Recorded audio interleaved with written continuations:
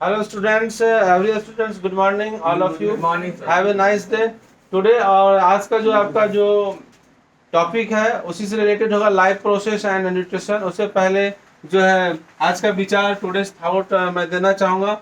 जैसा कि आज का थॉट्स लिया गया है और उसी क्रिया से आपका व्यवहार ही आपका क्या है, परिचय है। मतलब आपका व्यवहार जैसा रहेगा उसी से आपका परिचय होगा।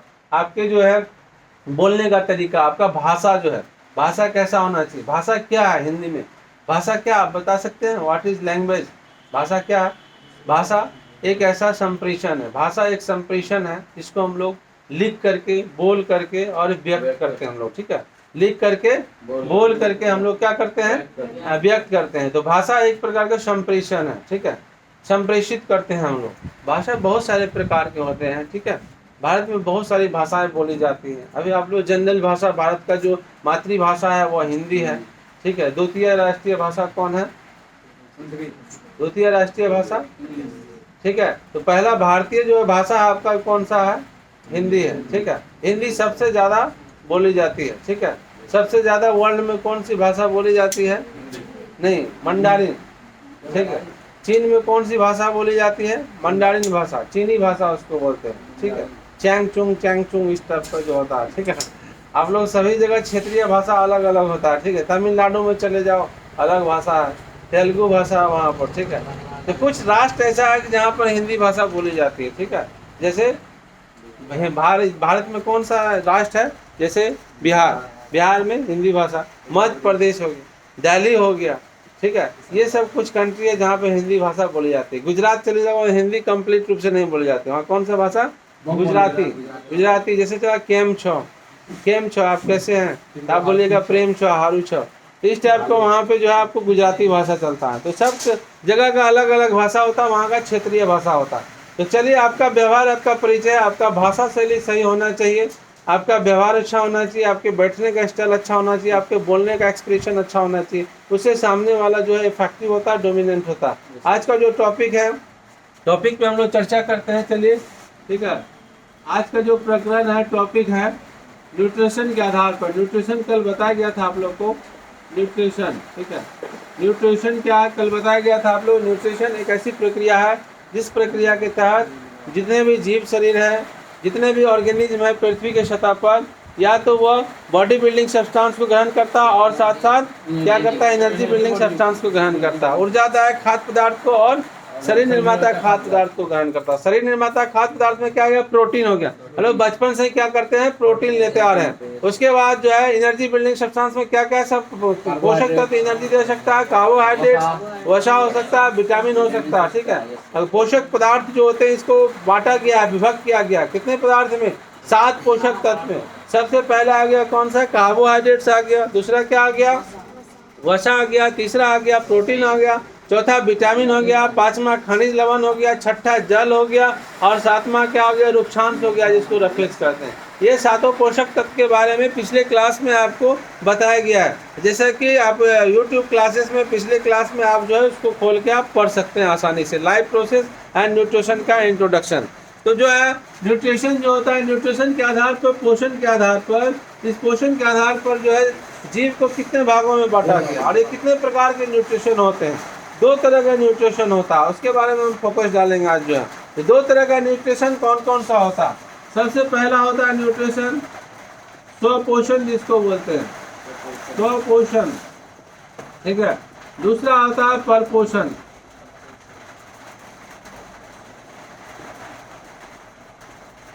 परपोषण, स्वपोषण एंड परपोषण। स्वपोषण को इंग्लिश में हम लोग बोलते हैं ऑटोट्रोपिक न्यूट्रिशन। ऑटोट्रोपिक न्यूट्रिशन क्या होता है कि ऐसा पोषण जिसमें जीव, जितने भी पृथ्वी की सतह पर जीव है, वो अपना भोजन स्वयं ग्रहण करता है। मतलब स्वयं मतलब भोजन बनाता है। भोजन का संश्लेषण जो सिंथेसिस मतलब सेल्फ करता है, और किसी अन्य जीवों पर डिपेंडेंट नहीं रहता। तो ऐसे पोषण को हम लोग स्वपोषण कहते हैं। और इस तरह के जितने भी जीव होंगे जो स्वपोषित होते हैं, मतलब स्व अपने आप भोजन बनाते हैं, तो वैसे पार्टिकुलर जीव को, ऑर्गेनिज्म को हम लोग स्वपोषी कहते हैं। क्या बोलते हैं उसको? स्वपोषी बोलेंगे। और इस तरह का जो न्यूट्रिशन, इस तरह का जो प्रक्रिया होगी, जिस प्रक्रिया के तहत भोजन बनाता है स्वयं, उसको हम लोग क्या कहते हैं? स्वपोषण। ठीक है, ऑटोट्रोपिक न्यूट्रिशन। ठीक है, तो ऐसे कौन सा जीव है पृथ्वी के सतह पूरी दुनिया में कि जो अपना भोजन खुद बना सकता है। ठीक है, तो कौन सा जीव है बताइए आप लोग, ऐसे कौन सा जीव है? जितने भी तरह के प्लांट्स हैं, जितने भी तरह के पेड़ पौधे हैं, जितने भी तरह के पेड़ पौधे, समस्त ग्रीन प्लांट्स वह स्वपोषी के अंतर्गत आते हैं। क्यों? क्योंकि वो अपना भोजन क्या बना सकता है? स्वयं बना सकता है। क्लियर है? स्वपोषण, कहीं को परेशानी नहीं। क्यों भोजन बना सकता है, इसके बारे में आगे हम डिटेल चर्चा करेंगे कि पौधे को कितने खाद्य की आवश्यकता होती है। आखिर प्लांट्स में, जो ग्रीन प्लांट्स में आखिर क्या चीज होता है? पौधे हरे भरे क्यों होते हैं? ड्यू टू क्लोरोफिल होने के कारण उसके पेड़ पौधे कैसे होते हैं? हरे होते हैं। और उसमें क्लोरोफिल जो है ऐसा पिगमेंट है, वर्णक है, जिसके कारण भोजन बनाने की उसमें क्षमता होती है। Chlorophyll, due to main factor क्या है? क्लोरोफिल। क्लोरोफिल की उपस्थिति के कारण ही पेड़ पौधे भोजन बनाने में वो सक्षम होते हैं, कैपेबल होते हैं। हम लोग क्या है कि हम लोग में क्लोरोफिल नहीं होता है, तो हम लोग भोजन बनाने में सक्षम नहीं होते। तो चलिए अब परपोषण आ जाए, इसको हम लोग कहते हैं हेट्रोट्रोपिक न्यूट्रिशन। हेट्रोट्रोपिक न्यूट्रिशन क्या है? कि ऐसा पोषण जिसमें जितने भी जीव हैं पृथ्वी के सतह पर, सभी जीव स्वयं भोजन संश्लेषित नहीं कर वो अपने भोजन के लिए किसी अन्य जीवों पर क्या रहते हैं? आश्रित रहते हैं। तो ऐसे ऐसे पोषण को हम लोग क्या कहेंगे? परपोषण। और इस तरह के जो जीव होंगे कि जो भोजन के लिए दूसरे जीव पर डिपेंड्स होते हैं, उस जीव को क्या कहा जाता है? परपोषी। हाँ, परपोषी, दैट मीन्स नाउन। ठीक है, नाउन, नाउन है वो। जो जीव होंगे उसको नाउन कहेंगे, परपोषी। ओके, इस तरह का जो प्रक्रिया होगा, इस तरह का जो प्रोसेस होगा, इस तरह का प्रक्रिया होगा, प्रोसेस होगा, उस प्रोसेस को पोषण बोलेंगे, न्यूट्रिशन, परपोषण। जैसे आप लोग बताए थे ना, पोषण, पोषण क्या है? एक प्रकार का प्रोसेस है, प्रोसेस है। पोषण एक प्रकार प्रोसेस है, जिस प्रोसेस के तहत हम लोग शरीर निर्माता हो जाता है खाद्य पदार्थ, फूड मटेरियल्स को, मतलब हम लोग आहार के रूप में फूड मटेरियल्स को अपने अंदर इनपुट करते हैं ना। तो दैट मीन्स वह प्रक्रिया है, प्रोसेस है, न्यूट्रिशन। और जो पदार्थ को हम लोग लेते हैं, वैसे पदार्थ को क्या कहा जाता है? न्यूट्रिएंट्स कहा जाता है। न्यूट्रिएंट्स मतलब पोषक तत्व कहा जाता है उसको। ठीक है, पोषक तत्व एक प्रकार का पदार्थ है, पोषण एक प्रकार प्रक्रिया यानी प्रोसेस है, उसको बोलेंगे। उसी तरह का यहाँ पे पोषण दो प्रकार का हो गया, स्वपोषण और परपोषण। स्वपोषण और परपोषण एक प्रकार क्या? प्रक्रिया। दो भागों में बांट दिया गया कि जो जीव अपना भोजन खुद बनाएगा उसको स्वपोषण में रखेंगे, और जो भोजन अपना भोजन नहीं बना सकेगा उसको परपोषण में रखेंगे। तो इस तरह से दो जीवों में उसको दो प्रकार का न्यूट्रिशन में उसको बांट दिया गया। तो पौधे जो होते हैं वो परपोषण नहीं हो सकते हैं, क्योंकि पौधे दूसरे जीवों पर से नहीं रहते। हम लोग हर वो एक्टिविटी हम लोग पेड़ पौधे से करते हैं कि नहीं? हम लोग हर चीज, साग सब्जी से लेकर जितने भी फ्रूट्स खाते हैं, जितने भी वेजिटेबल्स लेते हैं, सभी किससे प्राप्त होता है? पौधे से, पेड़ पौधे से प्राप्त होता है। गेहूं से हम लोग क्या बनाते हैं? आटा बनाते हैं। वीट तैयार करते हैं, तो वीट तैयार करते हैं हम लोग, जो है क्या होता है? रोटी बनता है हमको, तो कहाँ से होता है? पौधे से होता है। हम लोग भात बनाते हैं, चावल जो होता है वो कहाँ से प्राप्त होता है? चावल होता है। मकई का हम लोग आटा खाते हैं, मकई का चूड़ा बनाते हैं, कुछ भी एनीथिंग, तो वो किससे प्राप्त होता है? मकई का प्लांट होता है। हर वो चीज, आम खाते हैं, अभी जो है फलों का राजा आम है, मैंगो, तो मैंगो जो प्राप्त हो रहा है किससे हो रहा? आम पेड़ से। केला प्राप्त हो रहा है पेड़ से, सेब पेड़ से प्राप्त हो रहा। तो हर वो जितना भी हम लोग आहार के रूप में ग्रहण करते हैं, सभी किससे प्राप्त होता है? प्लांट से। तो हम लोग प्लांट्स को यदि छोड़ देंगे हम लोग, तो हम लोग जीवित रह पाएंगे? नहीं। तो इसलिए हम लोग किस में आएंगे? स्वपोषण में कि परपोषण में? परपोषण कैटेगरी में हम लोग आएंगे। ठीक है, ओके। तो ये जो है, क्यों हम लोग परपोषी है? क्योंकि हमारे पास क्लोरोफिल नहीं है, इसलिए भोजन बनाने की क्षमता हमारे अंदर नहीं है, इसलिए हम किस पर निर्भर रहते हैं? दूसरे जीवों। पूरा सिंप्लीफाई भाषा में हम समझा रहे हैं, एकदम अच्छा से तौर पर। इसमें कोई क्वेश्चन क्रिएट्स नहीं होना। अगर क्वेश्चन क्रिएट्स होता है तो आप क्वेश्चन अराइज कर सकते हैं, कोई दिक्कत नहीं। ठीक है, तो ये क्लासेस हो रही है, तो इसमें क्या है कि जो भी क्वेश्चन अराइज होंगे, जो क्लासेस कर रहे हैं आप लोग, यूट्यूब में कमेंट्स बॉक्स में आप कमेंट्स करके वहाँ क्वेश्चन अराइज कर सकते हैं, या जो वीडियो अच्छा लगेगा तो आप कमेंट्स करके ज़रूर बताएंगे हमें। इससे क्या होता है कि हमारा जो कॉन्फिडेंस लेवल होता है वो हाई होता है, और अच्छा से अच्छा कोशिश करते हैं हम कि प्रोवाइड करते हैं कि जो है नॉलेज देने का। ओके, तो चलते हैं क्या कि अब जो है कि स्वपोषण और परपोषण, परपोषण कितने प्रकार के होते हैं उसके बारे में हम लोग चर्चा करते हैं कि परपोषण कितने प्रकार के होते हैं। जब इसको हम लोग बांटते हैं परपोषण को, अब सेकेंड टाइप जो है इसको परपोषण को बांटते हैं, इसको कितने भागों में डिवाइड किया गया? 3 भागों में। तो परपोषण 3 प्रकार के होते हैं। कौन कौन सा परपोषण होता है? ABC, मृतजीवी पोषण। सबसे पहला क्या होता है? मृतजीवी पोषण। ठीक है। दूसरा क्या होता है? परजीवी पोषण। और तीसरा क्या होता है? प्राणी संपोषण। ये तीन तरह का न्यूट्रिशन, यानी कि हेट्रोट्रोपिक न्यूट्रिशन को, there are 3 types of heterotrophic nutrition. Heterotrophic nutrition, ठीक है। हेट्रो मतलब होता है एनोदर, एनोदर पोषण जिस पर दूसरे जीवों पर आश्रित रहते हैं। तो चलिए मृतजीवी पोषण, ठीक है। मृतजीवी पोषण, इसको इंग्लिश में क्या बोला जाता है? होलोजोई, क्या बोला जाता है इसको? मृतजीवी पोषण को, ठीक है। मृतजीवी पोषण को इंग्लिश में क्या बोलेंगे इसको, बताइए? सैप्रोफाइटिक, ठीक है। Saprophytic nutrition, saprophytic nutrition. और इसको हम लोग बोलते हैं परजीवी पोषण को क्या बोलते हैं? Parasitic nutrition. और इसको हम लोग बोलते हैं प्राणी संपोषण को क्या बोलते हैं? होलोजोइक न्यूट्रिशन बोलेंगे। प्राणी संपोषण को होलोजोइक बोलते हैं। तो सबसे पहले सैप्रोफाइटिक न्यूट्रिशन क्या होता है, बताइए? सैप्रोफाइटिक न्यूट्रिशन क्या होता है कि ये तीनों तरह का पोषण में क्या भोजन बना सकेगा? जितने भी ऑर्गेनिज्म है खुद भोजन नहीं बनाएगा, वो किसी दूसरे पे क्या होता है? वो डिपेंडेंस होता है। तो चलिए मृतजीवी पोषण क्या होता है? मृतजीवी पोषण ऐसा पोषण है जिसमें जीव जो होते हैं वो दूसरे जीवों पर आश्रित रहते हैं, और आश्रित रह करके घुलित जो है, मतलब जो सॉल्युबल होता है, घुलित कार्बनिक पदार्थ के रूप में क्या होता है? अपना भोजन को ग्रहण करता है। तो ऐसे पोषण को हम लोग मृतजीवी पोषण कहते हैं। घुलित कार्बनिक पदार्थ कहने का मतलब क्या है? जैसे उदाहरण के तौर पे समझिए आप लोग, जो ठीक है, इंस्टेंस के तौर पर, तो जैसे वह जितने भी जो है कवक है, जितने भी बैक्टीरियाज है, वायरस है, ठीक है, जो हम लोग क्या करते हैं, उदाहरण के तौर पे हम लोग कुछ जो है खाना वगैरह, जैसे भात दाल या कुछ सब्जी हम लोग, या आम का छिलका वगैरह होता है, उसको हम लोग क्या कर देते हैं? नाला में क्या कर देते हैं? हम लोग फेंक देते हैं लास्ट में, खाना खाने के बाद, आफ्टर। तो क्या होता है कि वो जो है कुछ 2 दिन में क्या वही रहता है क्या? आप देखेंगे 2 दिन के बाद वही भात दाल सब्जी रहता है क्या?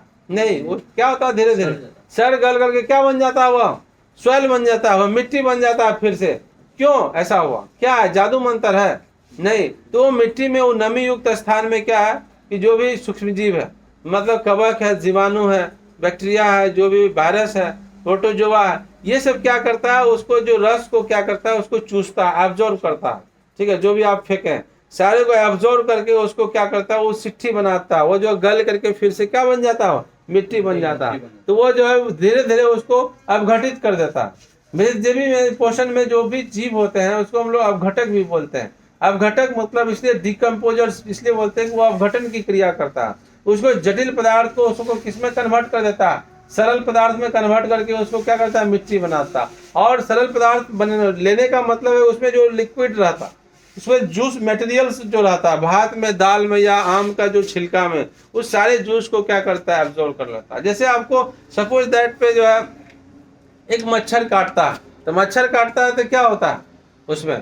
तो क्या होता है? आपके ब्लड को चूसता है कि नहीं? आपके अंदर का खाना को ग्रहण करता है, ब्लड को चूसता है। तो हम लोग क्या करते हैं? पचाने का काम करता है हर चीज, लेकिन उसमें जो घुलित कार्बनिक पदार्थ जो ब्लड बना है उसको वह चूस लेता है। उसी तरह से मिट्टी में जो है जो भी खाद्य पदार्थ है उसको चूसने का काम करता है। इसको हम लोग अपघटक भी बोलते हैं। क्लियर है? कोई दिक्कत इसमें है? मृतजीवी पोषण यही होता है कि जो सड़ा गला पदार्थ है, घुलित कार्बनिक पदार्थ है, उस रूप में भोजन वो ग्रहण करता है ऐसे जीव, उसको हम लोग मृतजीवी पोषण के अंतर्गत रखेंगे। और ऐसे जीव को हम लोग मृतजीवी कहते हैं, ठीक है। कौन कौन से जीव आ जाएगा मृतजीवी में? जैसे हो गया कवक, हो गया बैक्टीरिया, हो गया है ना, जीवाणु जिसको बोले, प्रोटोजोआ है, वायरस है, इस तरह से बहुत सारा है, ठीक है। सूक्ष्मजीव में सबसे छोटा कौन है पता है ना? सूक्ष्मजीव सबसे छोटा है वायरस होता है।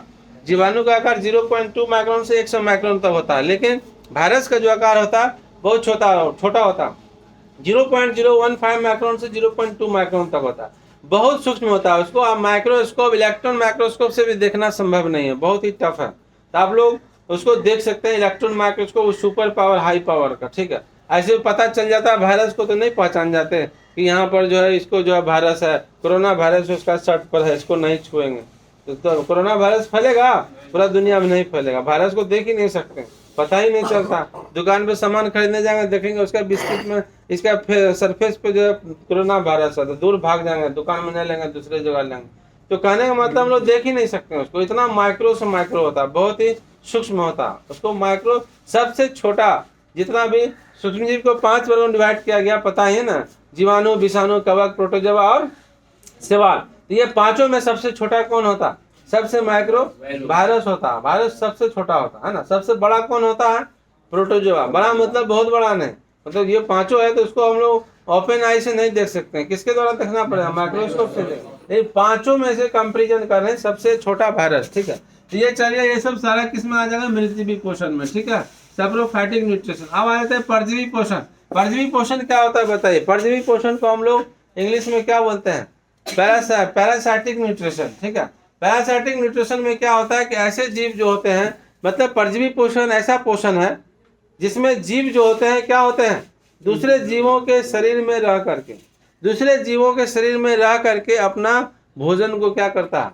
ग्रहण करता है। तो दूसरे के जीव के शरीर में जब रहता है तो उस जीव को हम लोग क्या कहते हैं? पोषी बोलते हैं, होस्ट बोलते हैं।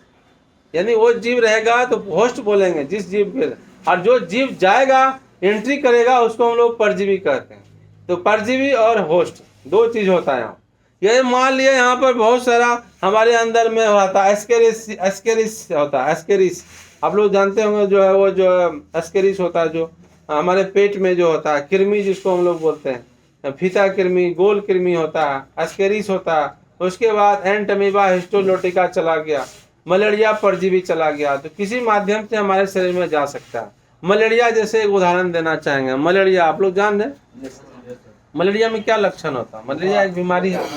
मलेरिया में क्या लक्षण होता है? बुखार आना, टेम्परेचर आपका हाई हो जाना। कितना डिग्री सेल्सियस तक टेम्परेचर होता है मलेरिया में? हाँ, कितना डिग्री सेल्सियस टेम्परेचर होता है बताइए?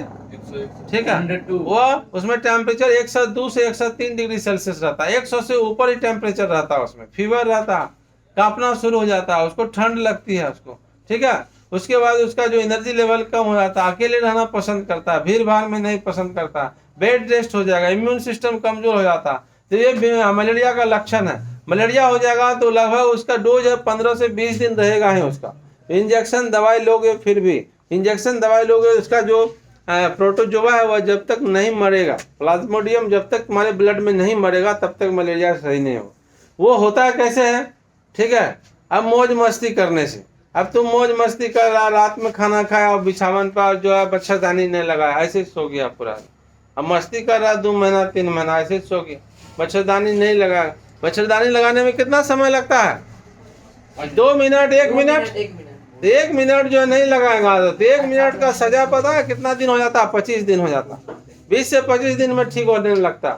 तो 1 मिनट का सजा होता है। मच्छरदानी लगाने से क्या होता है? सेफ्टी रहता है। जितने भी कीड़े मकोड़े हैं, जो भी है छोटा मोटा कीड़ा, वो कान में नहीं घुसेगा या मच्छर नहीं काटेगा। ये सबसे तुम क्या होगे? सेफ रहोगे, सेफ मोड में रहोगे। इसलिए थोड़ा 1 मिनट के कारण 1 मिनट हमको थोड़ा सा कष्ट ही होगा, तो लेकिन पूरे भर रात 6 घंटा तो हम आसानी से सोएंगे, एकदम पूरा मौज मस्ती सोएंगे, आनंद से सोएंगे, पूरा रिलैक्स मोड में। तो क्या होता है कि वो मादा एनोफिलीज मच्छर के काटने से होता है मलेरिया। मादा एनोफिलीज जो होता है वह जनरल मच्छर के से थोड़ा सा हट के होता है। जनरल मच्छर का कैसा होता है साइज पता है? मच्छर काटता है कि काटती है? हाँ, काटती है। क्यों मच्छर काटती है? कि मच्छर 2 प्रकार का होता है, मेल और फीमेल। तो फीमेल मच्छर जो होता है उसको जो है कोलेस्ट्रॉल की जरूरत पड़ती है, कोलेस्ट्रॉल की। और कोलेस्ट्रॉल की जरूरत पड़ती है वो नर मच्छर से नहीं मिलता। वो कोलेस्ट्रॉल किससे मिलता है?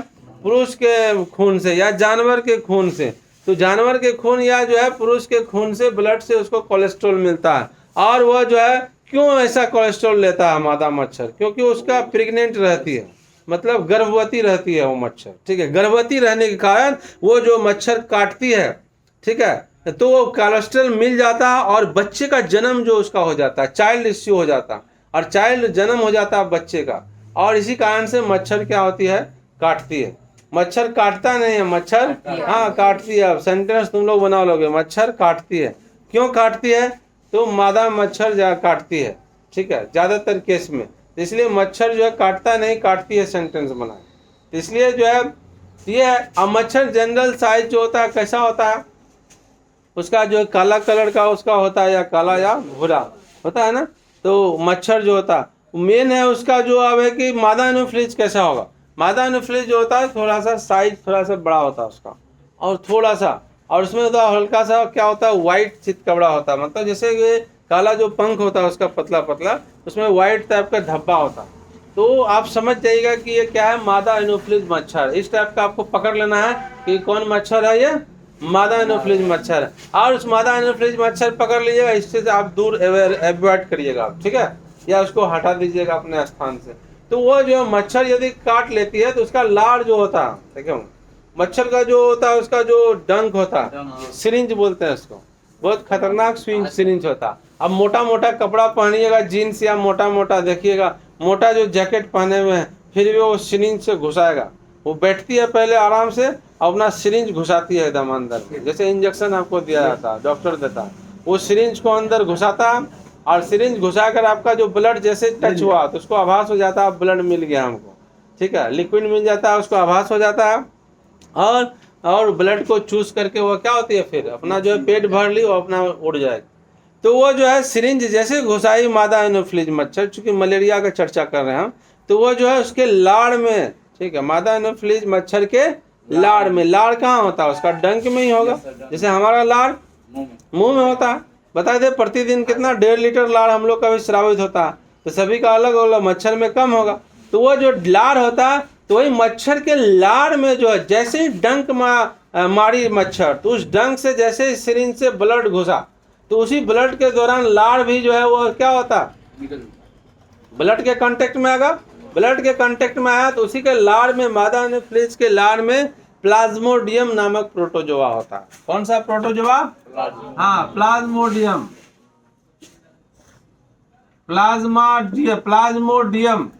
प्लाज्मोडियम नामक एक प्रोटोजोआ होता है, ठीक है। इसी प्रोटोजोआ के कारण ये प्रोटोजोआ उस लाड़ के माध्यम से ब्लड में एंट्री कर जाता। अब ब्लड में एंट्री कर गया तो बस खेला शुरू हो गया। अब जो हाँ, मलेरिया तुमको हो गया। अब लक्षण देख, सुस्त हो गया, जिसको हो गया, टेम्परेचर तुम्हारा 100 से ऊपर टेम्परेचर हो गया, भूख नहीं लगेगा, बेड रेस्ट होगा, कमजोरी होगा, अकेले रहना पसंद करोगे, पसीना से लथपथ, इस टाइप का लक्षण स्टार्ट हो जाता है मलेरिया मच्छर। तो जब तक हम इंजेक्शंस नहीं लेंगे, मेडिसिन नहीं लेंगे, प्लाज्मोडियम हमारे अंदर मरेगा नहीं ब्लड में, तो तब तक दिक्कत। वो प्लाज्मोडियम ब्लड में जाकर वो विष्ठा छोड़ता है, यूरिन छोड़ता है, उसी के गंदगी के कारण क्या होता है, हमारा टेम्परेचर हाई हो जाता है, 100 से ज़्यादा बढ़ जाता है, हम सुस्त पड़ जाते हैं। जब तक हम डॉक्टर से मिलकर, अब डॉक्टर के पास जाते हो तो डॉक्टर ऐसे दवाई देता है, पहले क्या करता है, पहले चेक आउट करेगा, तुमको रिपोर्ट लिखेगा, ब्लड टेस्ट, तब पैथोलॉजी भेजेगा, वहां पर जो है, वहां पर माइक्रोस्कोप से तुम्हारा ब्लड को देखा जाता है, कंपाउंड माइक्रोस्कोप से, पैथोलॉजी वाले डॉक्टर वह देखता है कि अरे वाह, इसका ब्लड में तो प्लाज्मोडियम प्रोटोजोआ है, एकदम रिपोर्ट में लिख देता है कि मलेरिया संक्रमित हो गया, पेशेंट मलेरिया से संक्रमित हो गया। अब इसको जो है डॉक्टर फिर रिपोर्ट देखता है, रिपोर्ट देखने के बाद तब तुमको दवाई देगा, मलेरिया तुमको हो गया, बुलाया जाएगा कि आपको मलेरिया हो गया, मच्छरदानी आप नहीं लगाते हैं क्या, कैसे सोते हैं, कि थोड़ा अवेयर करिए, शरीर को सुरक्षा करिए। तो उसके बाद अपना मेडिसिन लिखा, और मेडिसिन लिख करके तब तुम खाते हो, इंजेक्शन लेते हो, तब उसके अंदर प्लाज्मोडियम प्रोटोजोआ मरता है, उसके बाद तुम जो है ठीक होते हो। तो ये चीज़ होता है। तो ब्लड रिपोर्ट, अब गंदा पानी कहीं पी लिया, अब क्या हुआ कि तुम्हारा उस माध्यम से हमारा शरीर में चला गया, कौन सा जीवाणु चला गया, दूषित पानी।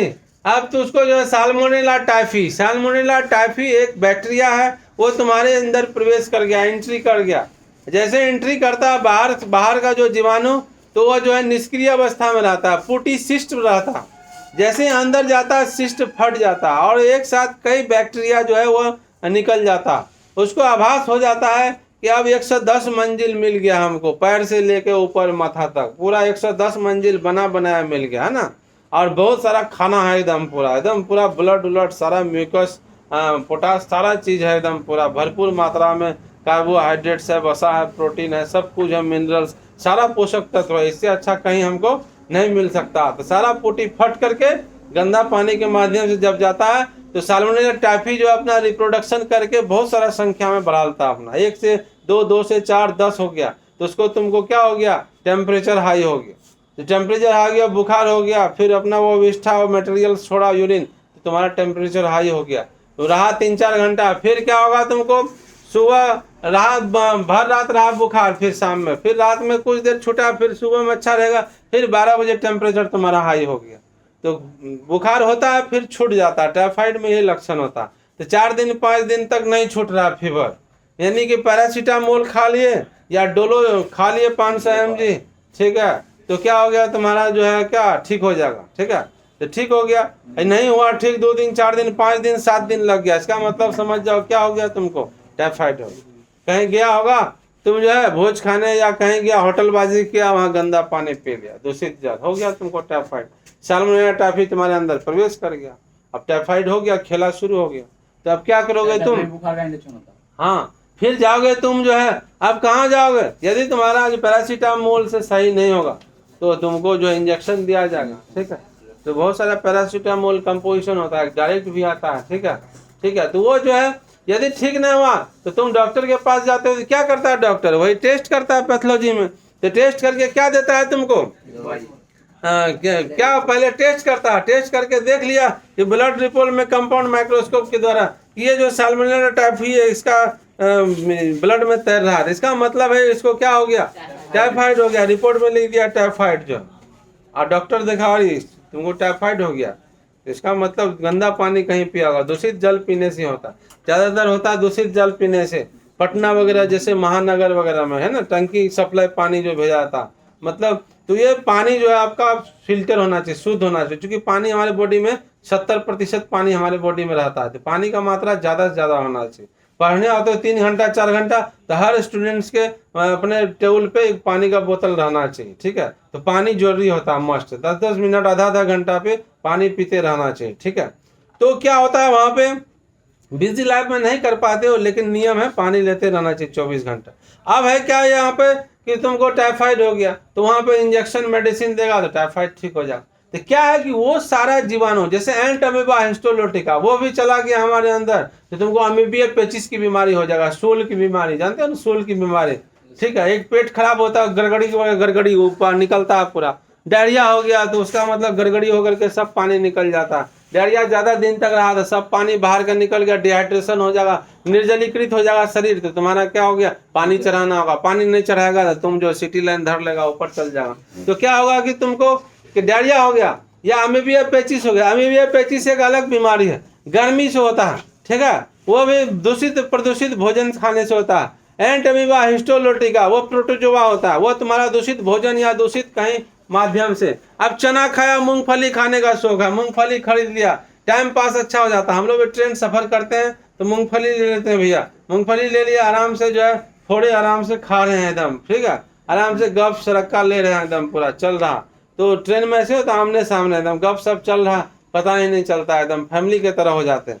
गुजरात गए थे, वहाँ पर 3 दिन लगता है गुजरात जाने में, ठीक है, कटिहार से अवध असम ट्रेन चलती है तो 3 दिन आपको गुजरात जाने में लगती है, ठीक है। तो उसमें ट्रेन में जो होता है एक फैमिली जैसा हो जाता है ना, खाना पीना आदान प्रदान, तो वो जो है क्या है कि टाइम पास होता है। चिनिया बादाम खा रहे हैं, उसमें अच्छा जो होता है खा लिया, और कुछ चिनिया बादाम ऐसे होता है बिना देखे खा रहे हैं, एकदम आँख मूंद के फकते जा रहे हैं, एकदम पूरा पेट में घुसाते जा रहा है, तो वो क्या हुआ, कुछ फोखला होता है अंदर में जो होता है, ठीक है, उसमें फोखला हो गया, अंदर में वो कवक हो गया पूरा, उसमें प्रोटोजोआ हो गया, होता है ना, सड़ गया, उसमें एंट में प्रोटोजोआ जन्म ले लिया, एंट अमीबा हिस्टोलोटिका।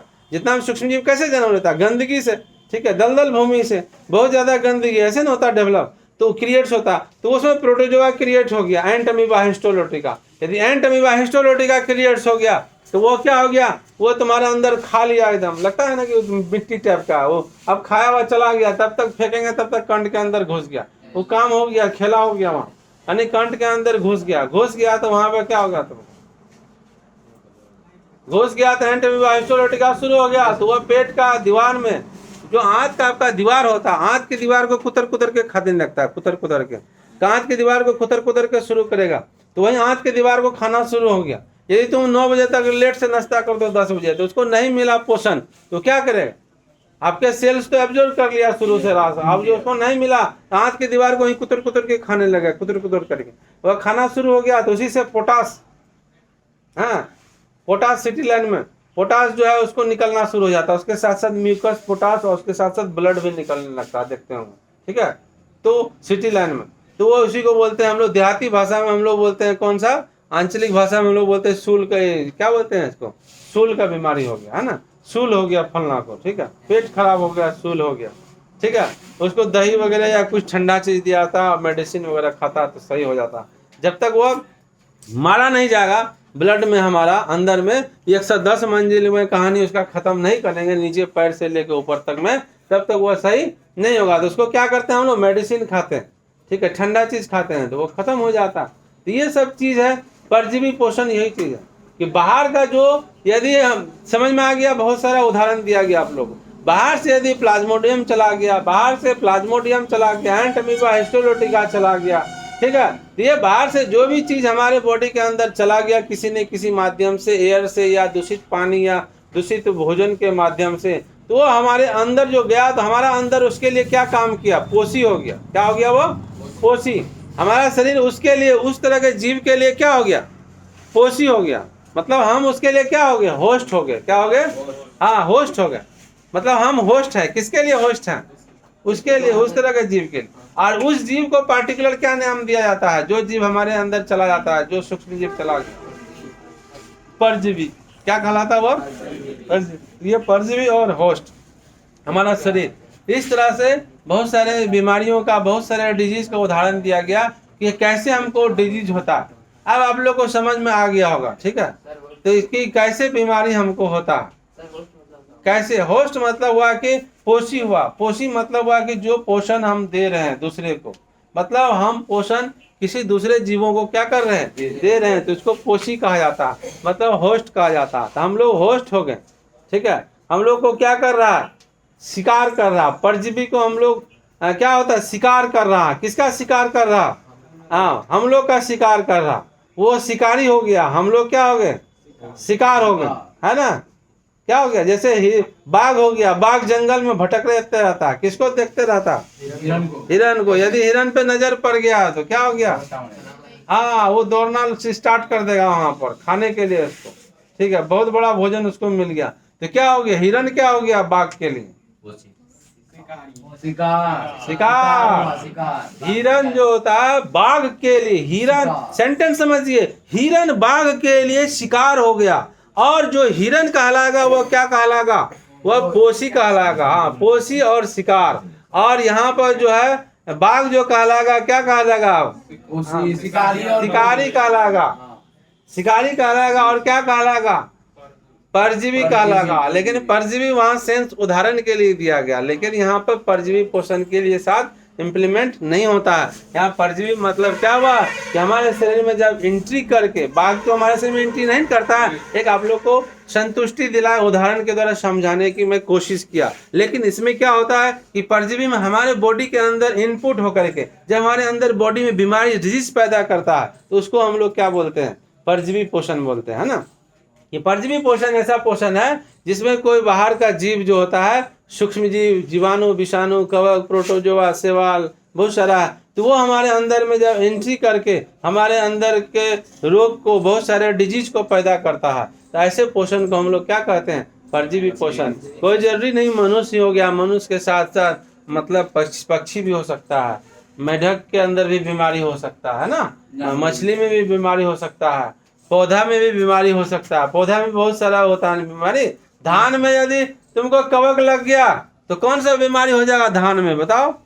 धान में क्या हो जाएगा, कीड़ा लग जाएगा, खराब होना स्टार्ट हो जाता है, पता है ना। स्प्रे करते हैं उसके लिए हम लोग। धान में जो कीड़ा लगेगा तो उसको हम लोग कौन सा बीमारी कहते हैं, उसको हम लोग ब्लास्ट रोग कहते हैं। कौन सा रोग, ब्लास्ट, हाँ ब्लास्ट रोग कहते हैं उसको, ठीक है। या उसको हम लोग प्रध्वंस रोग कहते हैं। ब्लास्ट हो गया, धान पूरा खराब हो जाएगा, ब्लास्ट हो जाएगा, ना होता बम ब्लास्ट कर दिया खत्म, तो धान में ब्लास्ट रोग होता है। इसको हम लोग प्रध्वंस रोग कहते हैं। और गेहूं में जो रोग होगा, उस गेहूं में रोग होगा उसको हम लोग बोलते हैं कीट या रतबा रोग बोलते हैं। तो बहुत सारा जो है कीट या रतबा रोग है कि वो जो है वो भी कवक के कारण होता है। गेहूं में जो होगा उसको हम लोग कीट या रतबा रोग कहते हैं। तो सब में अलग अलग रोग होता है, ठीक है। सारे फसल में अलग अलग रोग डिजीज का नाम है। तो ऐसा नहीं कि परजीवी पोषण मनुष्य के शरीर में ही एंट्री होगा, वह पौधे के साथ भी लागू हो सकता है, वह जीव जानवरों में भी हो सकता है, पक्षियों में भी हो सकता है, मनुष्य में भी हो सकता है। समझ में आ गया आप लोग को? Have you any question? ठीक है, नहीं तो कोई क्वेश्चन है तो आप कमेंट्स बॉक्स में जरूर लिख करके भेजेंगे। ठीक है, ओके। चलिए नेक्स्ट चलते हैं हम लोग जो प्राणी संपोषण। प्राणी संपोषण क्या होता है, इसको हम लोग बोलते हैं होलोजोइक न्यूट्रिशन। होलोजोइक न्यूट्रिशन क्या होता है कि ऐसा पोषण जिसमें क्या होता है, जीव क्या होता है, ऐसा पोषण जीव जो है जटिल कार्बनिक पदार्थ के रूप में भोजन को ग्रहण करता है। ठीक है, उसको सरल कार्बनिक पदार्थ में उसको चेंज कर देता। जैसे जितना भी तरह के मनुष्य आ गया है, मनुष्य हम लोग क्या करते हैं, हम लोग होलोजोइक न्यूट्रिशन में हम लोग क्या करते हैं कि जटिल कार्बनिक पदार्थ को भोजन के रूप में ग्रहण करते हैं। जैसे क्या करते हैं हम लोग, चावल खाते हैं ना भात के रूप में, है भात बना के, ऐसा नहीं चावल फाँकते हैं, गेहूं से हम लोग आटा तैयार करके फिर रोटी बनाते हैं। तो क्या है कि रोटी है, भात है, तो क्या जटिल कार्बनिक पदार्थ है, उसको हम लोग एब्जॉर्ब करते हैं। उसके बाद बहुत सारा ऐसा मकई है, मोटा मोटा दाना को चबा के खा जाते हैं, तो क्या हुआ, उसको अपघटित करके हम लोग पचा देते हैं। चाहे मनुष्य ही नहीं, मनुष्य के साथ साथ बहुत सारे एग्जाम्पल है होलोजोइक न्यूट्रिशन का, प्राणी संपोषण का। मनुष्य के साथ साथ बहुत सारे एग्जाम्पल है, जैसे गाय हो गया, भैंस हो गया, बकरा हो गया, बकरी हो गया, मतलब जितना भी है सभी जीव जो है लगभग क्या होता है, जो भी बड़े जीव है वो जटिल कार्बनिक पदार्थ में होता है। मुर्गा मुर्गी हो गया, मतलब और भी कबूतर हो गया, और भी कई जीव हैं जो कि बोगला हो गया, सब जटिल कार्बनिक पदार्थ को क्या करता है, उसको कन्वर्ट करके सरल कार्बनिक पदार्थ में भोजन के रूप में उसको पचा देता है। इसको बोलते हैं होलोजोइक न्यूट्रिशन। क्लियर है? चलिए अब चलते हैं हम लोग, ये पोषण का प्रकार आप लोग को बता चुके हैं। अब जो नेक्स्ट हम लोग चर्चा करेंगे पोषण के प्रकार के बाद जो है कि ये जो है पोषण जो है, आप ध्यान दीजिए कि पोषण जो है जंतु में पर सबसे पहले पोषण पढ़ेंगे हम लोग जो है प्लांट्स में पढ़ेंगे, प्लांट्स में पोषण पढ़ेंगे। छोटे छोटे जीव अमीबा के बारे में चर्चा करेंगे, पैरामीशियम का चर्चा करेंगे। उसके बाद हम लोग मनुष्य का जो पोषण के बारे में हम लोग चर्चा करेंगे, मनुष्य का डाइजेस्टिव सिस्टम के बारे में चर्चा करेंगे कि हम लोग में पोषण कैसे होता है, भोजन का पाचन कैसे होता है। नेक्स्ट क्लास में हम लोग चर्चा करेंगे। तो अभी एक और टॉपिक हम बताने जा रहे हैं, तो प्लांट्स में पोषण कैसे होता है, प्लांट्स में न्यूट्रिशन कैसे होता है। हम कल के क्लास में, प्रीवियस क्लास में आप लोगों को बताया गया था कि प्लांट्स में पोषण कैसे होता एक प्लांट्स को। ठीक है, कल का क्लास, इससे पिछले वाले क्लास जो है वो भी काफ़ी इंपॉर्टेंट है। आप लोग जो यूट्यूब पे नहीं देखें वो निश्चित रूप से आप देख लेंगे। तो क्या है कि प्लांट्स में न्यूट्रिशन कैसे होता है कि प्लांट्स को जो है विकसित होने के लिए, डेवलप होने के लिए कितने तरह के पोषक तत्व की आवश्यकता होती है? 16 पोषक तत्व की आवश्यकता। बिल्कुल, बहुत अच्छा, थैंक यू। तो 16 पोषक तत्व की आवश्यकता होती है एक प्लांट्स को, उसका डेवलपमेंट के लिए।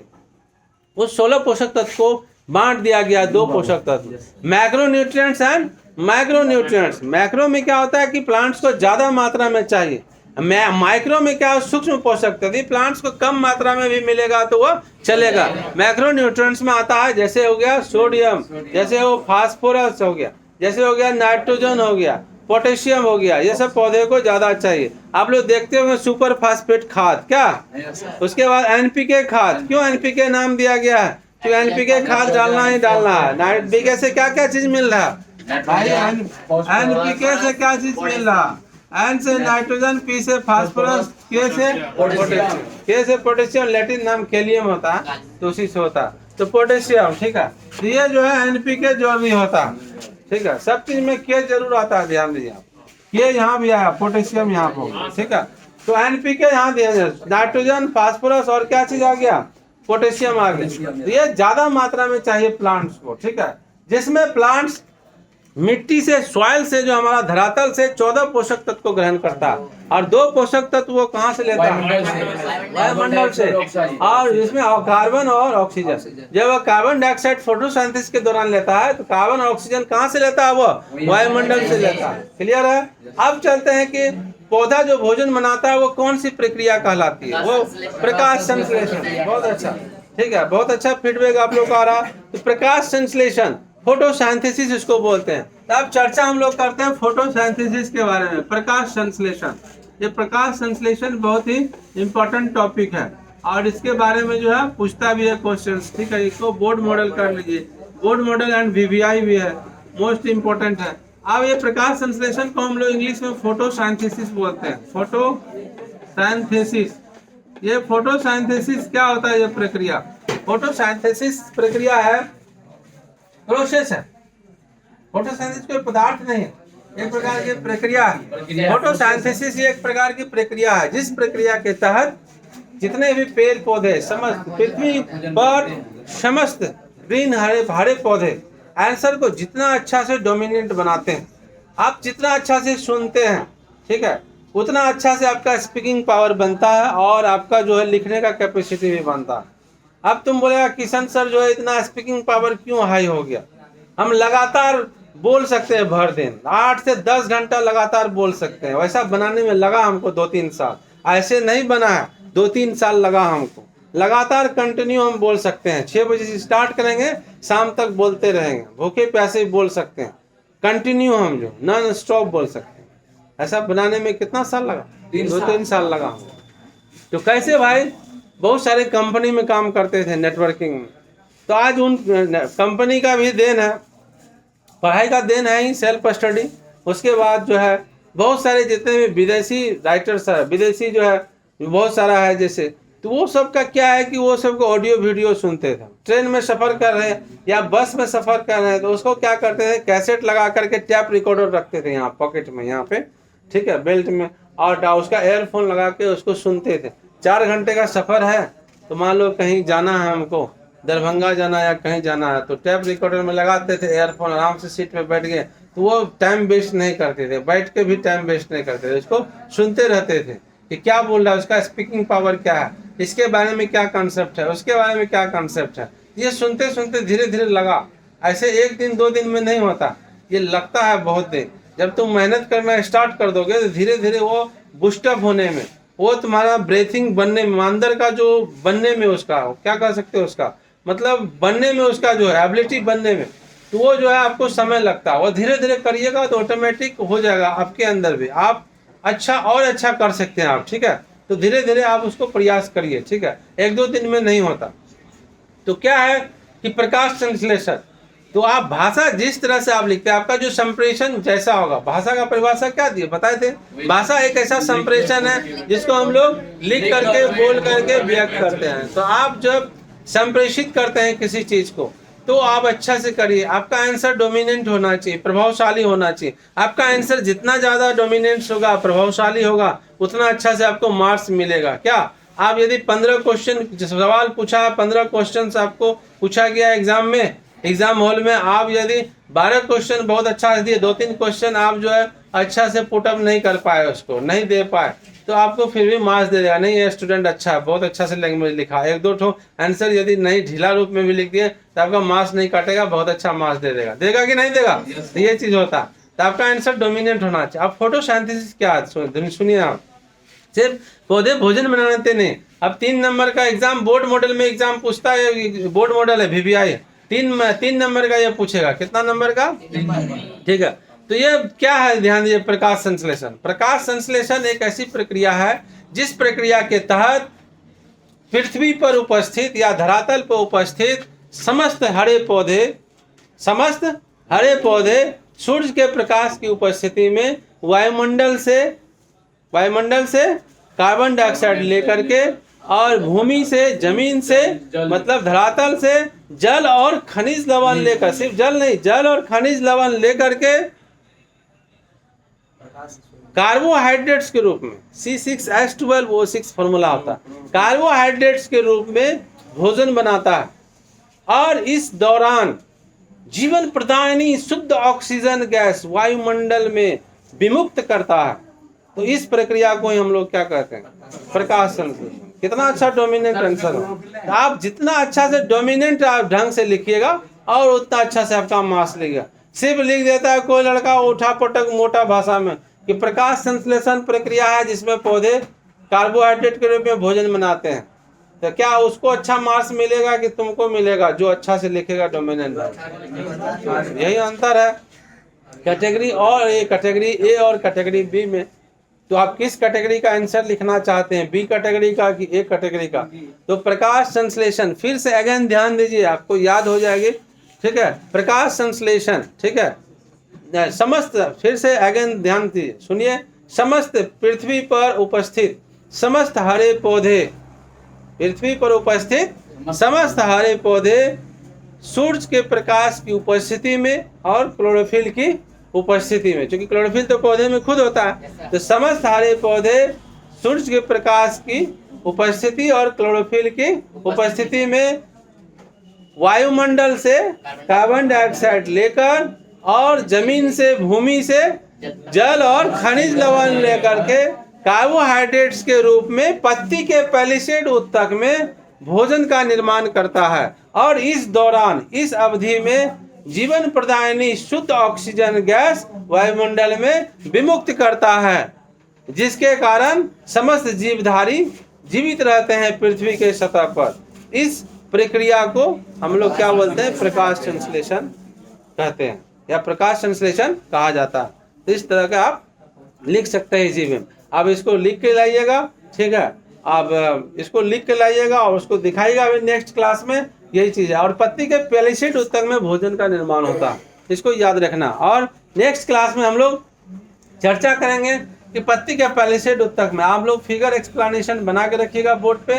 नेक्स्ट क्लास में हम लोग पत्ती के बारे में चर्चा करेंगे, लीफ के बारे में। आखिर पौधे में जो ऑक्सीजन और कार्बन डाइऑक्साइड का जो परिवहन होता है वो किस माध्यम से होता है, किस ऑर्गेन से होता है? तो रंध्र होता है, एक स्टोमेटा, छिद्र होते हैं पत्तियों में छोटे छोटे, उसको रंध्र या स्टोमेटा कहते हैं। उसी के माध्यम से पत्ती में कार्बन डाइऑक्साइड और ऑक्सीजन का परिवहन होता है। और पत्ती में पैलिसेड उत्तक होता है, वो पैलिसेड उत्तक में ही भोजन का निर्माण होता है। एज ए लिक्विड फॉर्म बनता है। अब कहेगा सॉलिड रूप में नहीं बनता, एज ए लिक्विड फॉर्म में बनता है। भोजन किस रूप में बनता है?